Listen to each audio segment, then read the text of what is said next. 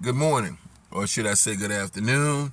This is Bishop Carruthers. I'm here at in Vidalia, Georgia at Tractor Supply. And as I was sitting here waiting on my daughter to come out, I just happened to notice that as people go and people come, there was a time when people actually, they spoke to each other. They were, hello, good morning, how you doing, and so forth and so on. I try to keep that tradition going, and I noticed that some people respond very strangely when you speak to them, and then other people, they're quick to join eyes with you, man, and they'll speak and they'll be like, hey, how you doing? I'm doing fine. I'm doing fine. And I'm saying all of that to say this is going to be a quick little video. I'm actually going to throw it up to YouTube. you know I can stand in the pulpit for hours and preach and quote scriptures and jump up and down, and I try not to do that. I try only to be moved by the Spirit of God. So when you see me in the pulpit and you see me crying and you see things happening, it's the Spirit of the Lord. But in general, a lot of people, they do all these things from the pulpit, but then once we leave the pulpit, once we leave the sanctuary, right, then our true ministry begins. If you remember in the Bible, the people looked at Peter, James, John, and they said, hey, you know what?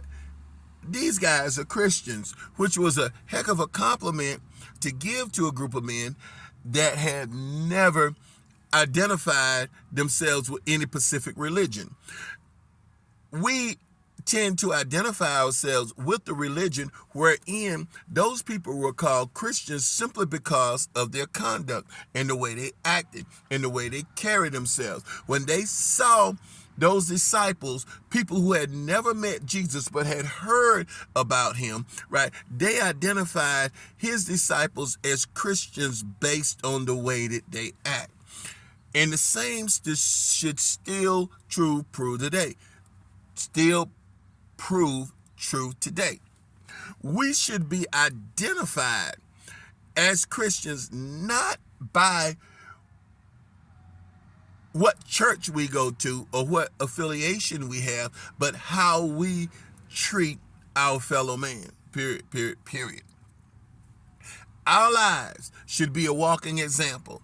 Our lives should be replicated by him. We should be replica of Jesus. We should be little small Jesuses running around here, right? Showing people how to love, showing people how to forgive, showing people how to restore, showing people how to be patient, showing people how to be meek, showing people all the characteristics that Jesus displayed, so that people will look at us and say, hey, you're a Christian, aren't you? So if you're out and about and someone says to you, are you a Christian? Take that in one or two perspectives. Either you're showing Christ-like characteristics, or they've heard you say that you are a Christian, but yet and still they're not seeing Christ-like characteristics. Look, let's try to be like Christ every single day of our life. We're in a critical time right now. I mean, there's no proverbial clock in the sky that says when time is going to run out, but it is, and we've got a job to do. Let's start doing that job. Let's start spreading the love of Jesus Christ.